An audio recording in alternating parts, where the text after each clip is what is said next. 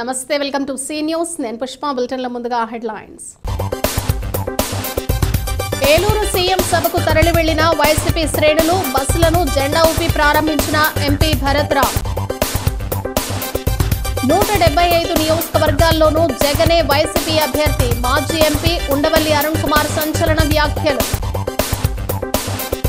16 నుంచి 18 వరకు masters badminton championship జిల్లా బ్యాడ్మింటన్ అసోసియేషన్ ఆధ్వర్యంలో నిర్వహణ ఎమ్మెల్యే గోరంట్ల చెప్పినవన్నీ అవాస్తవాలే అబద్దాలే ధ్వజమెత్తిన రాజమహేంద్రవరం ఎంపీ మార్గాని భరత్ రామ్ 11న వేమగిరిలో దళిత సింహ గర్జన బహిరంగ సభ పోస్టర్ ఆవిష్కరించిన మాజీ ఎంపీ హర్షకుమార్ రాష్ట్రంలో జరగబోయే ఎన్నికలకు మేం సిద్ధమని రాష్ట్ర వ్యాప్తంగా 175 అసెంబ్లీ నియోజకవర్గాలకు ఒంటరిగా పోటీ చేసేందుకు వైసీపీ సిద్ధమని ప్రతిపక్ష టీడీపీ జనసేన పార్టీలు సిద్ధమేనా అని YSR Congress party parliamentary chief Rajahmundry MP Margani Bharat Ram ప్రశ్నించారు. శనివారం ఏలూరులో వైసీపీ అధినేత సీఎం జగన్మోహన్ రెడ్డి నిర్వహించబోయే ఎన్నికల బహిరంగ సభకు రాజమండ్రి నుంచి భారీగా వైసీపీ శ్రేణులు కదిలి వెళ్లాయి. నగరంలోని బిఎల్పురం మార్గాని ఎస్టేట్స్ ప్రాంగణం నుంచి బస్సులు కార్లు తదితర వివిధ వాహనాలపై కదిలివెడుతున్న పార్టీ నేతలు కార్యకర్తలకు MP Bharat RUDA chairman Ravutu Suryaprakashrao Rajahmundry Loksabha YCP MP అభ్యర్థి డాక్టర్ గూడూరి శ్రీనివాస్ పార్టీ జెండా ఊపి ప్రారంభించారు. ఎంపీ భరత్ మాట్లాడుతూ వైసీపీ ఒంటరిగా ఎన్నికల సమరంలో తలపట్టానికి సిద్ధంగా ఉందని మరి టీడీపీ 175 అసెంబ్లీ స్థానాల్లో ఒంటరిగా తలపడేందుకు సిద్ధమేనా అని ప్రశ్నించారు. జనసేన ఒంటరిగా 175 స్థానాల్లో వైసీపీతో తలపడేందుకు సిద్ధంగా ఉందా అని ప్రశ్నించారు. మీరు సిద్ధమైనా కాకపోయినా మేం మాత్రం సిద్ధం అన్నారు. రాష్ట్రంలో ప్రజల సంక్షేమానికి లక్షల కోట్ల రూపాయలను లబ్ధిదారుల బ్యాంకు ఖాతాల్లో నేరుగా బటన్ నొక్కి జమ చేస్తున్నారని అటువంటి నేతను ఈవీఎంలలో బటన్ నొక్కి మరోసారి సీఎం చేయడానికి ప్రజలు సిద్ధంగా ఉన్నారని అన్నారు. వైసీపీ ఎంపీ అభ్యర్థి doctor Guduri Srinivas RUDA chairman Ravutu Suryaprakashrao YCP city అధ్యక్షుడు అడప శ్రీహరి అఖిల గాండ్ల తెలుగుల corporation chairperson Sankisa Bhavanipriya YCP నాయకులు కార్యకర్తలు తదితరులు పాల్గొన్నారు. సిద్ధం రెండో సభ అతిపెద్ద సభ ఈ రాష్ట్ర చరిత్రలోనే లక్షల సంఖ్యలో ప్రజలు బయలుదేరే సభలు ఇవి. మరి చంద్రబాబు నాయుడు గారు అవాక్ అవుతున్నట్టున్నారు.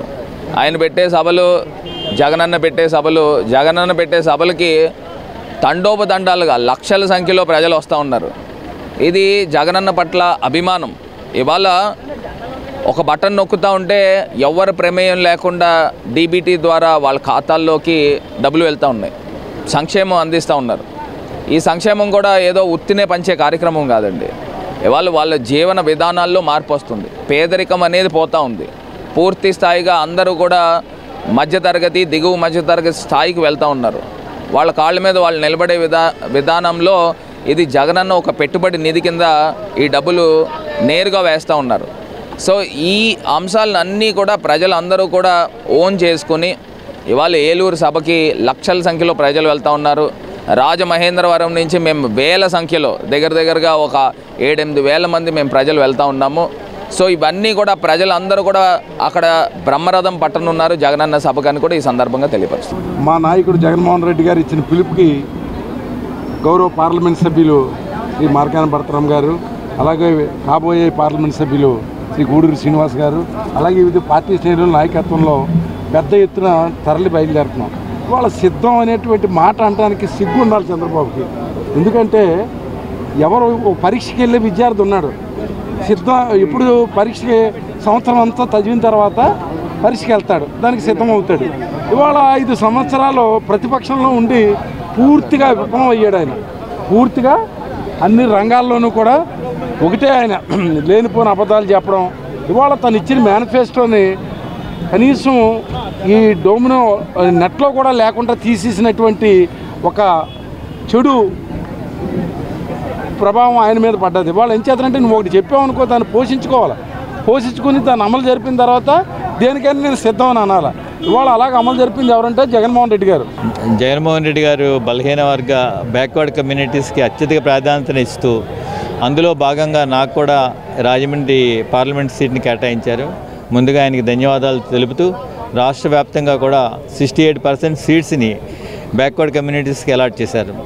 నిజంగా చంద్రబాబు నాయుడు గారు కూడా సిద్ధం అని అనుకుంటే కనుక ఆయన కూడా ఇదే తరహాలో పార్టీ టికెట్లు ఇమ్మని చెప్పి మేము డిమాండ్ చేస్తున్నాం.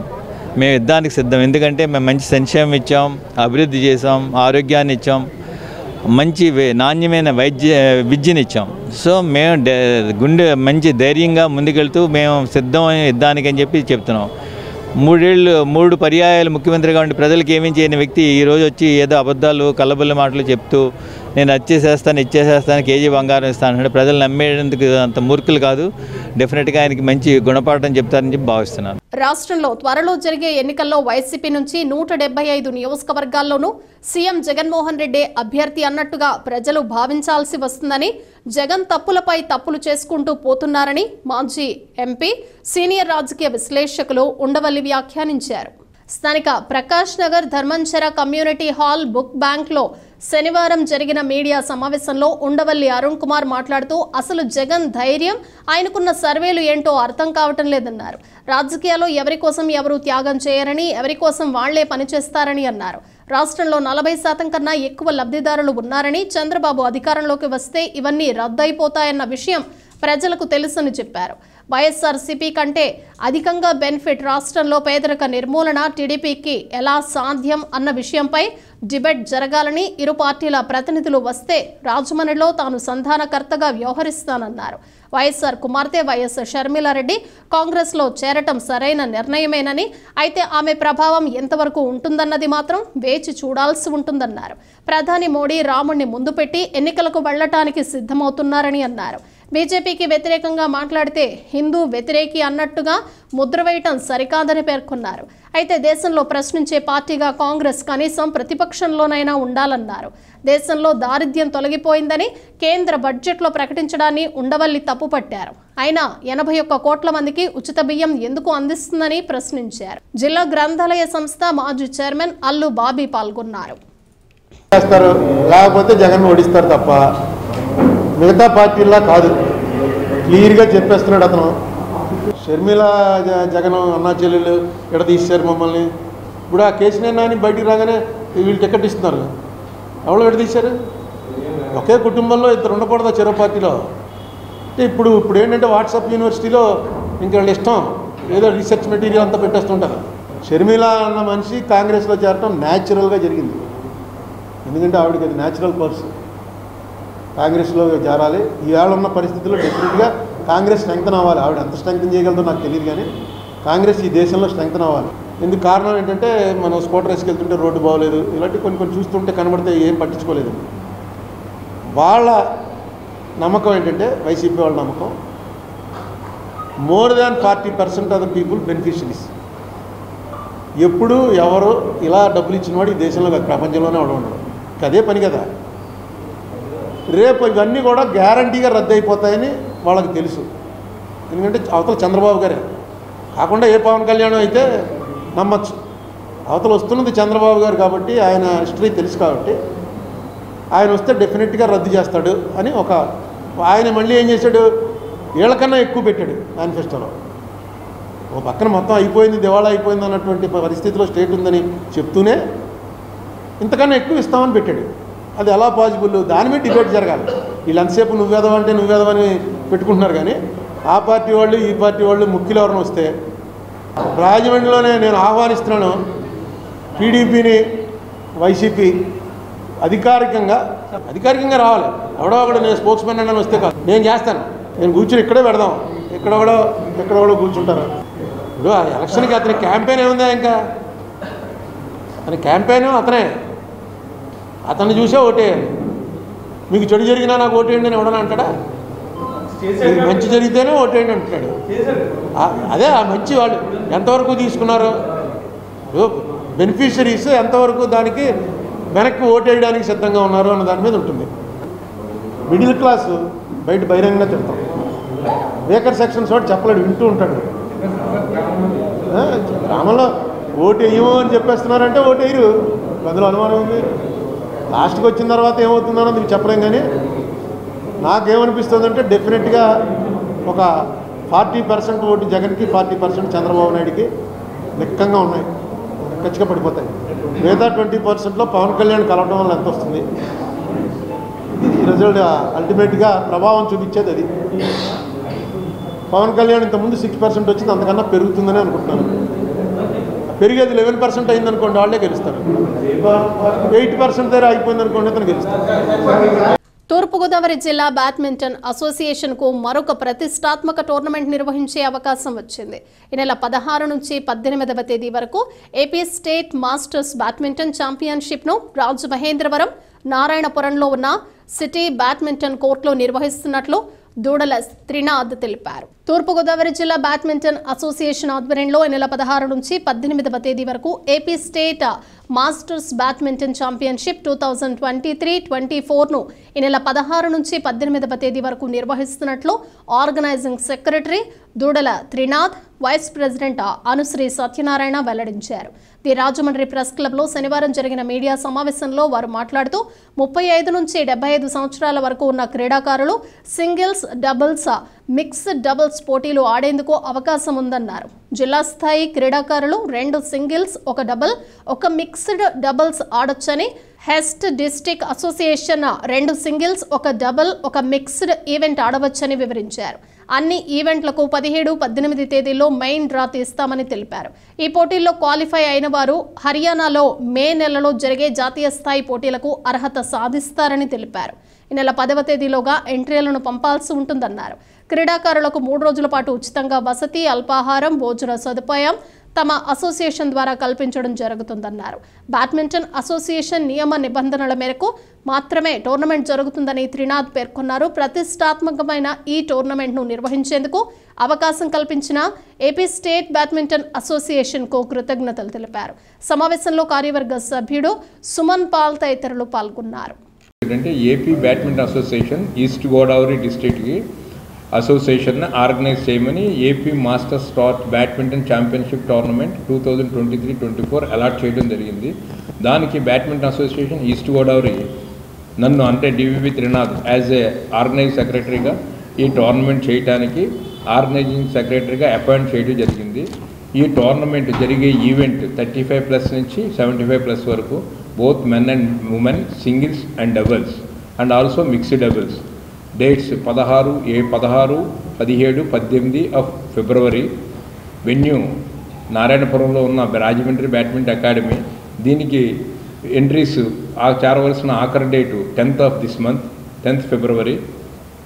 దీంట్లో all districts players, all districts 1 and 2 వాళ్ళకి డైరెక్ట్ ఎంట్రీ ఉంటుంది స్టేట్లో పార్టిసిపేట్ చేయడానికి. అది కాకుండా వాళ్ళ మిగతా ప్లేయర్స్ ఎవరైతే వివిధ జిల్లాల్లో డిస్ట్రిక్ట్ టోర్నమెంట్స్ సెలక్షన్స్ జరిగినప్పుడు పార్టిసిపేట్ చేయలేకపోతారో వాళ్ళందరూ కూడా డైరెక్ట్గా 16th వచ్చి క్వాలిఫైయింగ్ రౌండ్ ఆడుకొని స్టేట్ మెయిన్ డ్రాకి క్వాలిఫైయింగ్ రౌండ్ ఆడితే అందులో క్వాలిఫై అయిన వాళ్ళు స్టేట్ మెయిన్ డ్రాకి ఎలిజిబుల్ అవుతారు. వాళ్ళు ఎలిజిబుల్ అయిన వాళ్ళు అందరూ కూడా ఈ మెయిన్ డ్రా 17th నుంచి స్టార్ట్ అవుతుంది. 17th, 18th 2 రోజులు కంప్లీట్ అవుతుంది. ఈ 2 రోజులు కంప్లీట్ అయిపోయిన ప్లేయర్స్, సెలెక్టెడ్ ప్లేయర్స్ రేపు మే నెలలో హర్యానాలో జరుగుతున్న నేషనల్ టోర్నమెంట్స్కి ఎలిజిబిలిటీకి ఈ టోర్నమెంట్ పెడుతున్నాం. ఇది ఆల్మోస్ట్ టోర్నమెంట్ సెలక్షన్ టోర్నమెంట్ అండి. నేషనల్ పార్టిసిపేట్ చేయడానికి selection tournament. AP state masters badminton tournaments మన ఈస్ట్ గోదావరి సెటిల్ అసోసియేషన్ ద్వారా 16, 17, 18న జరుగుతున్నాయి. దీంట్లో మెన్స్ అండ్ ఉమెన్స్ 35 years నుంచి 75 years వరకు అందరూ ఇందులో పాల్గొనవచ్చు. అవసరం అయితే వాళ్ళ యొక్క ప్రతిభను బట్టి సింగిల్స్లో పార్టిసిపేట్ చేసుకోవచ్చు, అలాగే డబుల్స్లో చేసుకోవచ్చు, అలాగే మిక్స్డ్ డబుల్స్లో కూడా చేసుకోవచ్చు. వయసు వచ్చింది కానీ ఆ వయసుకు తగ్గట్టు మాట్లాడటం లేదని, గౌరవం పోగొట్టుకుంటున్నారని టీడీపీ సీనియర్ నేత రాజమండ్రి రూరల్ ఎమ్మెల్యే గోరంట్ల బుచ్చయ్య చౌదరిపై YSR Congress party parliamentary chief whip MP Margani Bharatram అసహనాన్ని వ్యక్తం చేశారు. శనివారం నగరంలోని వియ్యల్పురం మార్గాని ఎస్టేట్స్ ప్రాంగణంలో ఎంపీ కార్యాలయం వద్ద ఆయన మీడియాతో మాట్లాడుతూ మోరంపూడి ఫ్లైఓవర్ బ్రిడ్జ్ విషయంలోనూ నగరంలో 6 FOBల గురించి ఔటర్ రింగ్ రోడ్ శాంక్షన్ విషయంలో ఎమ్మెల్యే గోరంట్ల మాట్లాడినవన్నీ పచ్చి అబద్దాలన్నారు. వాస్తవమని గోరంట్ల నిరూపిస్తే మీడియా సాక్షిగా బహిరంగంగా ఆయనకు క్షమాపణలు చెప్తానని, లేదంటే గోరంట్ల తప్పు ఒప్పుకుంటారా అని ఎంపీ భరత్ ప్రశ్నించారు. మోరంపూడి ఫ్లైఓవర్ వంతెనకు 35 స్తంభాలు ఉండాలా? వాటి డిజైన్ మార్చామా? అసలు గోరంట్ల ఫ్లైఓవర్ బ్రిడ్జ్ డిజైన్ చూసే మాట్లాడుతున్నారా అని ఎంపీ ప్రశ్నించారు. నేషనల్ హైవే అధికారుల సంతకంతో అప్రూవ్డ్ డిజైన్ చూపిస్తే నేను క్షమాపణ చెప్తానన్నారు. అమరావతిలో రాజధాని కట్టినట్లుగా అన్ని ఊహించుకుంటే ఎలా? గోరంట్ల వ్యంగ్యంగా అన్నారు. అలాగే రాజమండ్రి నగరంలో 6 ఫ్లైఓవర్ బ్రిడ్జీలు అప్పటి ఎంపీ మురళీమోహన్ హయాంలో శాంక్షన్ అయితే అవి నేను క్యాన్సిల్ చేయించానా? ఇదో పచ్చి అబద్ధం అన్నారు. శాంక్షన్ అయితే క్యాన్సిల్ చేసే అవకాశం ఉంటుంది, పోనీ శాంక్షన్ ఆర్డర్స్ చూపగలరా అని సవాల్ విసిరారు. Outer ring road sanction copy నేను చూపిస్తా, ప్రస్తుతం కొన్ని సాంకేతిక కారణాలతో ఆగిందన్నారు. భవిష్యత్తులో తప్పక జరుగుతుందని చెప్పారు. సిద్ధం అంటున్నారు, 175కి సిద్ధమా, దేనికి సిద్ధం అనేది అడుగుతా ఉన్నాం. సో మీరు పోటీ చేయాలి, ఒక గౌరవప్రదంగా ఉండాలని అంటే ఒక పద్ధతి, లేదు మనం ఏదో మాట్లాడదామనంటే ఇంకో పద్ధతి. అబద్ధాలు ఆడకూడదు, బేసిక్గా పచ్చి అబద్ధాలు మాట్లాడుతూ ఉన్నారు. మోరంపూడి ఫ్లైఓవర్ అంటే 35 స్తంభాలని చెప్తా ఉన్నారు. అసలు మోరంపూడి ఫ్లైఓవర్ డిజైన్ తెలుసా? పోనీ మీరు చేసినప్పుడు అసలు డిజైనే లేదు ఫస్ట్ థింగ్. పోనీ అది ఏమన్నా 35 స్తంభాలు ఉన్నట్టు ఏదన్నా ఒక అప్రూవ్డ్ డిజైన్ నేషనల్ హైవే అధికారులు సంతకాలు పెట్టినట్టు ఏమన్నా చూపిస్తే పోనీ మేము తెలుసుకుంటాం, మా తప్పని మేము తెలుసుకుంటాం. ఏమీ లేకుండా 30 స్తంభాలని మీ అమరావతి మేళ్ళు కడతారు చూసారా, సింగపూర్ మేళ్ళు, ఆ మేళ్ళు ఊహించుకున్నట్టున్నారు. అక్కడి నుంచి ఏమన్నా స్తంభాలు ఇక్కడ తీసుకొచ్చి ఇక్కడ పెట్టారేమో మీకు ఏమన్నా నిద్రలో. ఢిల్లీ ఆ కాపీ నేను చూపిస్తాను. నేను ఔటర్ రింగ్ రోడ్ తేలేదన్నారు కదా, అక్కడ టెక్నికల్ అంశం ఉంది. ఆ టెక్నికల్ అంశం ఏంటంటే ఎస్ఆర్ఓ వాల్యూ ఇవాళ ఎకరం 15 లక్షలు ఉంటే అక్కడ మార్కెట్ వాల్యూ 2-3 కోట్లు ఉంది. దానికి 3 రెట్లు డబ్బులు ఇస్తారు, 2.5 ఇస్తారు, పోనీ 3 రెట్లు మనం రిక్వెస్ట్ చేస్తే ఇస్తారు. అంటే 45-50 లక్షలు అవుతుంది. అక్కడ మీ భూమి 50 లక్షలకి ఇమ్మంటే ప్రజలు ఇస్తారండి? హైకోర్టులని సంప్రదిస్తారు, హైకోర్టులను ఆశ్రయిస్తారు, స్టే వస్తుంది, దానివల్ల ఆగుతుంది. సో ఈ sanction copy it stands alive. రేపు మా గూడూరు శ్రీనివాస్ గారు ఎంపీ అయిన తర్వాత ఆయన హయాంలో ఆ ఔటర్ రింగ్ రోడ్ శంకుస్థాపన చేస్తాం. ఎందుకంటే ఎస్ఆర్ఓ వాల్యూస్ కూడా బాగా షూటప్ అవుతున్నాయి కాబట్టి. సో అవి భవిష్యత్తు రోజుల్లో ఖచ్చితంగా జరుగుతాయి. నేను శాంక్షన్ కాపీ చూపిస్తా. మీరు మీ హయాంలో మురళీమోహన్ గారు హయాంలో 6 ఫ్లైఓవర్లు వెనక్కిపోయినాయి అని మీరు చెప్తున్నారు కదా, ఆ శాంక్షన్ కాపీ చూపిస్తే నేను మీడియా సాక్షిగా బహిరంగంగా నేను క్షమాపణ చెప్తాను, మీరు తెచ్చినట్టు చూపిస్తే. లేకపోతే నాది తప్పైందని మీడియా సాక్షిగా మీరు ఒప్పుకుంటారా బుచ్చయ్య చౌదరి గారు? మరి ఇవన్నీ కూడా మనం వయసు పెరిగింది, అబద్ధాలు ఆడకూడదు. నేను మీ కొడుకు మనవడు వయసు ఉన్నవాడిని, మీరు ఆశీర్వదించాలి. సో ఆ పెద్దరికం మీరు తెచ్చుకోవాలి, దేవుడు ఇంకా మీకు ప్రసాదించాలని మనస్ఫూర్తిగా కోరుకుంటున్నాను. రాష్ట్రంలో వైఎస్ఆర్ కాంగ్రెస్ పార్టీ ప్రభుత్వం అధికారంలోకి వచ్చిన తర్వాత దళితులపై తీవ్రమైన దాడులు, హత్యలు, నేరాలు జరుగుతున్నాయని, వాటిపై ప్రత్యేక కమిషన్తో పాటు ప్రత్యేక కోర్టులు ఏర్పాటు చేసి విచారణ జరిపించాలని మాజీ ఎంపీ జీవి హర్షకుమార్ డిమాండ్ చేశారు. స్థానిక కోరుకొండ రోడ్ బ్రదరన్ చర్చ్ వద్దనున్న హర్షకుమార్ నివాసంలో శనివారం జరిగిన మీడియా సమావేశంలో ఈ నెల 11వ తేదీన జరిగే దళిత సింహగర్జన పోస్టర్ను ఆవిష్కరించారు. ఈ సందర్భంగా ఆయన మాట్లాడుతూ వైఎస్ఆర్ ప్రభుత్వంలో దళితులను అణచివేస్తోందని, కోడికత్తి సీనుకు బెయిల్ ఎందుకు ఇవ్వరని ప్రశ్నించారు. ఎస్సీలకు చెందిన 16 పథకాలను వైఎస్ఆర్సీపీ ప్రభుత్వం రద్దు చేసిందని, ఈ ప్రభుత్వ హయాంలో వందల సంఖ్యలో దళితులు హత్యలకు గురయ్యారని ఆందోళన వ్యక్తం చేశారు. దళితుల గుండె చప్పుడును ఈ సభ ద్వారా ప్రభుత్వానికి వినిపిస్తామని వెల్లడించారు. వైసీపీలో ఉన్న దళిత ఎమ్మెల్యేలకు, ఎంపీలకు సిగ్గులేదని తీవ్రంగా విమర్శించారు.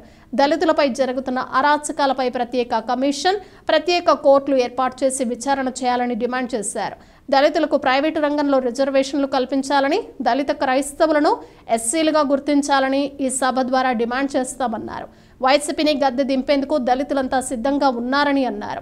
సిద్ధం సభకు వైసీపీ కార్యకర్తలు తరలించేందుకు స్కూళ్లకు సెలవులు ఇచ్చి బస్సులు తీసుకువెళ్లారని, ఇది ఎంత మాత్రం సమంజసం కాదన్నారు. ముఖ్యహీన వర్గాలు ఈ రాష్ట్రంలో ప్రజలకు చేస్తున్నాడో మేము ఈ మీటింగ్ని జరగబోతున్నాం.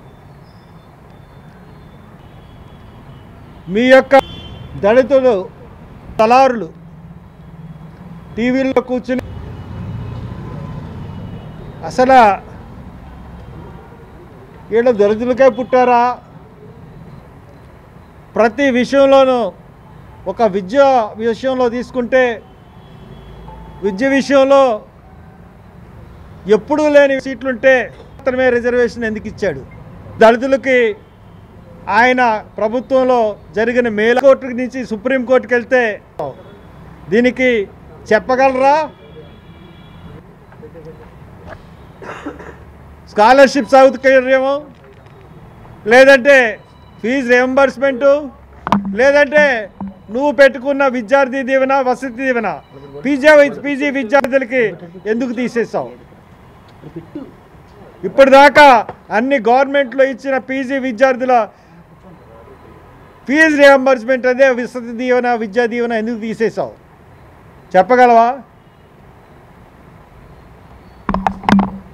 అన్ని చోట్ల నుంచి, ప్రతి చోట నుంచి, బడ్జెట్ నుంచి నవరత్నాలకి అమ్మఒడినిస్తూ ఒక ఎస్సీలకే సబ్ ప్లాన్ నుంచి ఎందుకు నిధులు ఇస్తున్నావు? బడ్జెట్ నిధులు ఎందుకు కేటాయించట్లేవు? చెప్పగలవా? పౌర సేవలను సచివాలయ వ్యవస్థ ద్వారా ఇంటి వద్దకే చేరుస్తున్నామని, ప్రజా సేవే లక్ష్యంగా ప్రజలకు ఇచ్చిన వాగ్దానాలను పూర్తిగా నెరవేర్చి ప్రజా మన్ననలు పొందిన నేత సీఎం జగన్మోహన్ రెడ్డి అని జిల్లా ఇన్ఛార్జ్, రాష్ట్ర బీసీ సంక్షేమ, సమాచార పౌర సంబంధాలు, సినిమాటోగ్రఫీ శాఖ మంత్రి చెల్లుబోయిన శ్రీనివాస్ వేణుగోపాలకృష్ణ పేర్కొన్నారు. గుడ్ మార్నింగ్ కార్యక్రమంలో జిల్లా ఇన్ఛార్జ్ మంత్రి వేణుగోపాలకృష్ణ వెంకాయమ్మపేటలో పర్యటించారు. ఆయన మాట్లాడుతూ అర్హులైన లబ్ధిదారులందరికీ ప్రభుత్వ పథకాల ప్రయోజనాలను డీబీటీ ద్వారా నేరుగా వారు బ్యాంకు ఖాతాలకే జమ చేయడం జరిగిందన్నారు. పాలనా సంస్కరణలో భాగంగా వాలంటరీ వ్యవస్థ, సచివాలయ వ్యవస్థను ప్రవేశపెట్టి ప్రభుత్వ పథకాల ప్రయోజనాలను నేరుగా ప్రజల వద్దకే అందించడం సీఎం జగన్మోహన్ రెడ్డికే సాధ్యమన్నారు. వెంకాయమ్మపేటలోని సచివాలయం 4 సందర్శించారు. సంస్కరణల్లో భాగంగా వాలంటరీ వ్యవస్థ, సచివాలయ వ్యవస్థను ప్రవేశపెట్టడంతో మండల స్థాయిలో జరగవలసిన పనులు గ్రామ స్థాయిలోనే పరిష్కరిస్తున్నట్లు మంత్రి పేర్కొన్నారు. MPTC Aithareddy Mangatayaru, MPDO K Ratnakumari, EOPRD YNS Lakshmi, స్థానిక నాయకులు దాసరి శ్రీనివాస్, గండి పార్వతి, పులిదండి రాజు, ఉటుకూరి శైలజ, టేకు శ్రీను, చిలుకూరి రామకృష్ణ, తిరుమలశెట్టి శ్రీనివాస్, ఈలి గోపాలరావు తదితరులు పాల్గొన్నారు. వెంకయ్యంపేట పంచాయతీ సందర్శించడం జరిగింది. పంచాయతీ పరిపాలన సంస్కరణల వల్ల ఫలాలు పొందినటువంటి ప్రజలు వ్యక్తం చేస్తున్నటువంటి ఆనందాన్ని ఒక సాక్షిగా నేను చూశాను. కారణం ఏమిటంటే ఆధార్ సెంటర్ ఇక్కడ ఏర్పాటు చేయడం వల్ల ఈ గ్రామంలో ఉన్నటువంటి ప్రజల యొక్క ఆధార్ అప్డేట్ చేసుకోవడం కానీ, ఈ గ్రామంలో సుమారు 706 పౌర సేవలు ఈ గ్రామంలోనే అందటం కానీ, ఈ గ్రామంలో పుట్టి పెరిగి ఆ కుటుంబాలతో అనుబంధం ఉన్నటువంటి వాళ్ళు సెక్రటేరియట్ వ్యవస్థలో వచ్చారు, అలాగే వాలంటీర్ వ్యవస్థలో వచ్చారు. ఈ రెండింటికి ఒక అనుబంధం ఉంది. వాలంటీర్ వ్యవస్థ, సెక్రటేరియట్ సిబ్బంది అనుబంధంతో పనిచేయడం వల్ల మండల స్థాయికి వెళ్ళి చేయాల్సిన పని గ్రామ స్థాయిలోనే జరుగుతున్నది అనంటే ఇది ఒక సంస్కరణ, పరిపాలనా సంస్కరణ. ఇప్పుడు 1959లో బల్వంతరాయ్ మెహతా కమిటీ సూచనలు వచ్చాయి, పంచాయతీరాజ్ వ్యవస్థ ఏర్పడింది. 1985లో మండల వ్యవస్థ వచ్చింది. ఆనాటి వరకు ఉన్నటువంటి సమితులు పోయి మండలాలు వచ్చాయి. అది కూడా సరిపోదు. గ్రామీణ భారత నిర్మాణం కోసం మహాత్ముడు గాంధీజీ కోరుకున్న గ్రామ స్వరాజ్య స్థాపన కోసం ఈరోజు గ్రామ స్వరాజ్యం అనే పదానికి నిజమైన నిర్వచనం, అర్థము ఒక సంస్కర్త పాలకుడైతే జరిగిందనేటువంటిది ప్రజలు అంటున్నటువంటి మాట. అంటే వాళ్ళ దగ్గరికే పాలన వచ్చింది, వాళ్ళ అవసరాలు తెలుసుకోవడానికి వాలంటీర్ వ్యవస్థ వచ్చింది, తెలుసుకున్న అవసరాలు తీర్చడానికి సచివాలయ వ్యవస్థ ఉంది.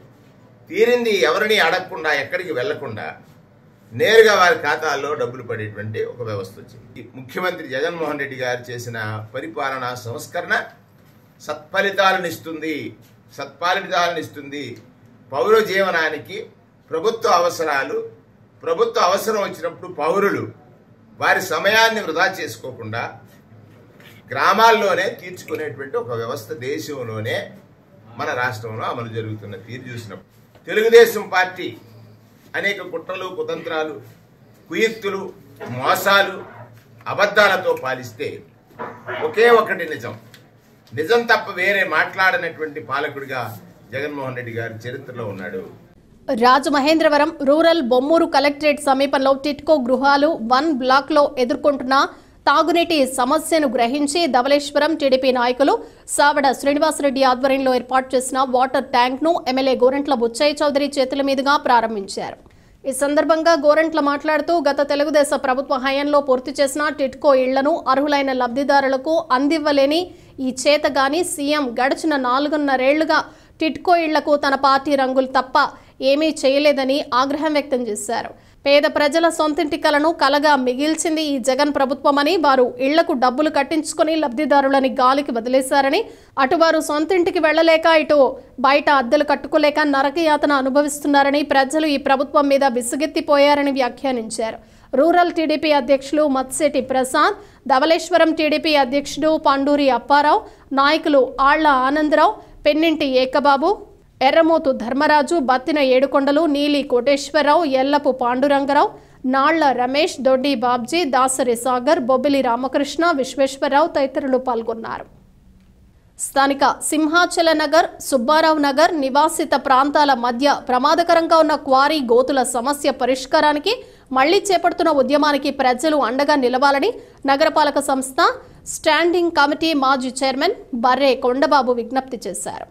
క్వారీ గోతులు శాశ్వతంగా పూడ్చాలని డిమాండ్ చేస్తూ మరోసారి తాను చేపట్టబోయే ఉద్యమానికి సంబంధించిన కరపత్రాలను కొండబాబు వీధి సమావేశాల ద్వారా ప్రజలకు పంపిణీ చేస్తూ వారిలో చైతన్యం తీసుకువస్తున్నారు.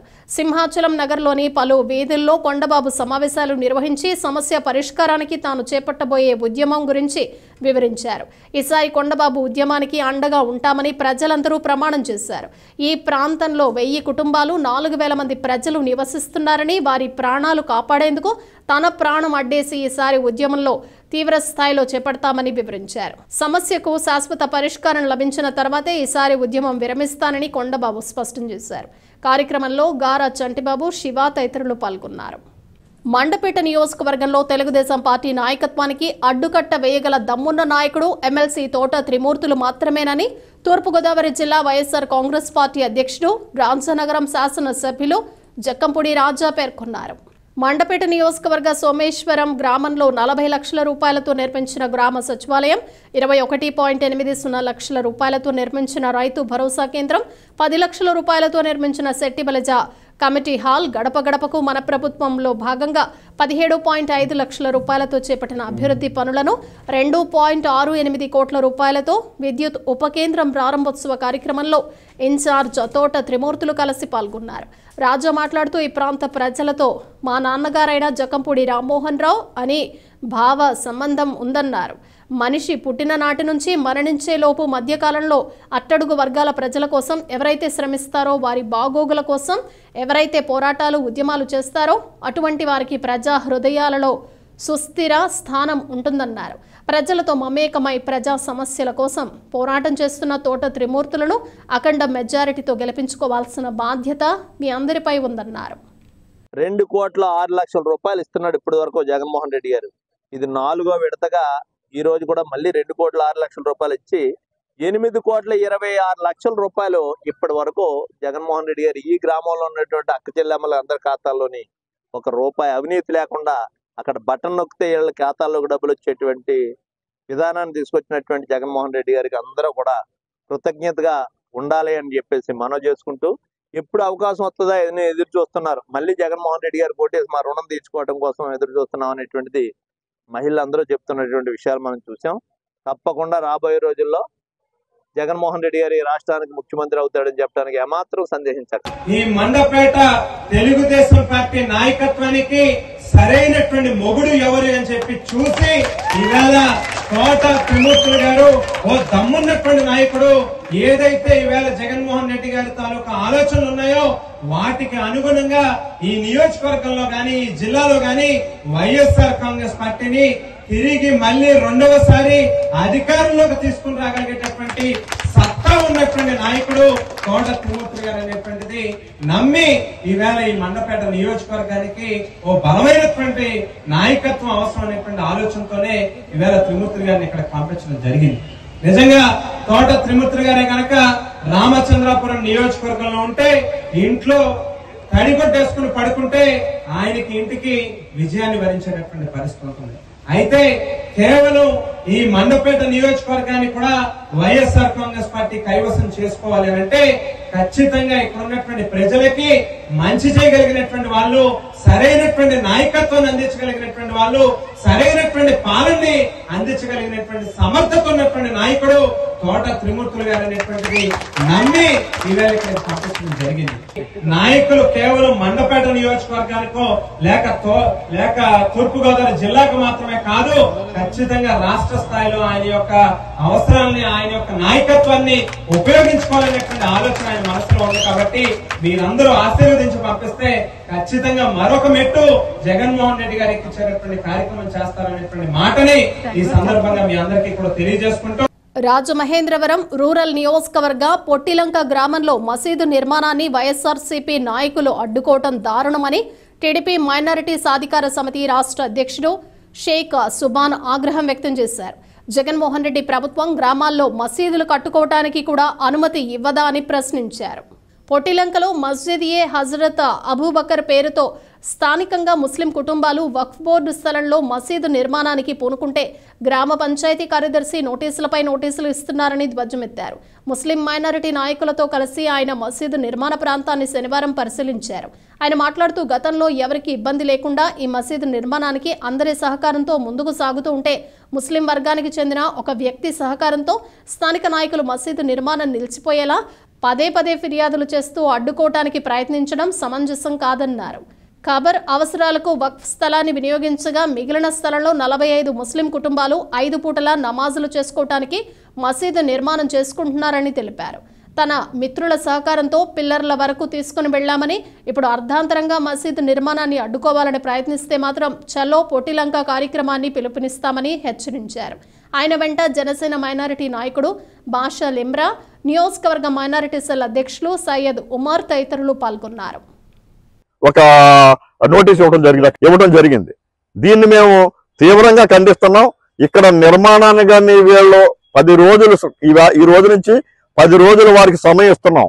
ఈ 10 రోజుల్లోనే ఇక్కడ సమస్యని పరిష్కరించి నిర్మాణాన్ని ప్రారంభించుకునేలా చేయకపోతే ఇది రాష్ట్ర వ్యాప్తంగా తీసుకెళ్లటం, అలాగే మా నాయకుడు చంద్రబాబు నాయుడు గారి దృష్టికి తీసుకెళ్తాం, మా మైనార్టీ విభాగం నాయకులు అందరి దృష్టికి తీసుకెళ్తాం. ఇవ్వండి నోటీసులు అండి ఇవన్నీ.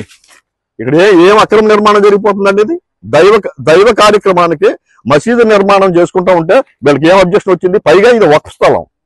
వక్ఫ్ స్థలంలో వక్ఫ్ బోర్డు వాళ్ళు 98 సెంట్లు ఉన్నట్టుగా వాళ్ళు సెకండ్ సర్వే చేసి ఇవ్వటం కూడా జరిగింది. ఎవరో ఏదో ఫిర్యాదు ఒక కంప్లైంట్ ఇస్తే అంటే ఇక వాళ్ళు కంప్లైంట్ ఇచ్చిన వాళ్ళ పార్టీ నాయకులు అయితే ఇంక దాన్ని పరిగణలోకి తీసుకుంటారా?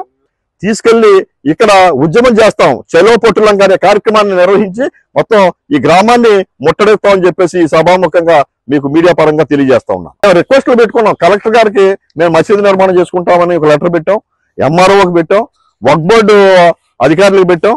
వారి వైపు నుంచి ఏమీ మరి మాకు ఒత్తిడి లేదు. కానీ ఈ సెక్రటరీ, పంచాయతీ సెక్రటరీ మాత్రం వాళ్ళ దగ్గర డబ్బు తినేసి దీన్ని ఇక్కడ ఆపటానికి ప్రయత్నం చేస్తా ఉన్నాడు. పొట్లంక గ్రామంలో మసీదుని కొంతమంది మసీదు కట్టడానికి కొంతమంది వైఎస్ఆర్సీపీ గవర్నమెంట్ లో ఉన్న సెక్రటరీ దీన్ని అడ్డుకోవడం జరిగింది.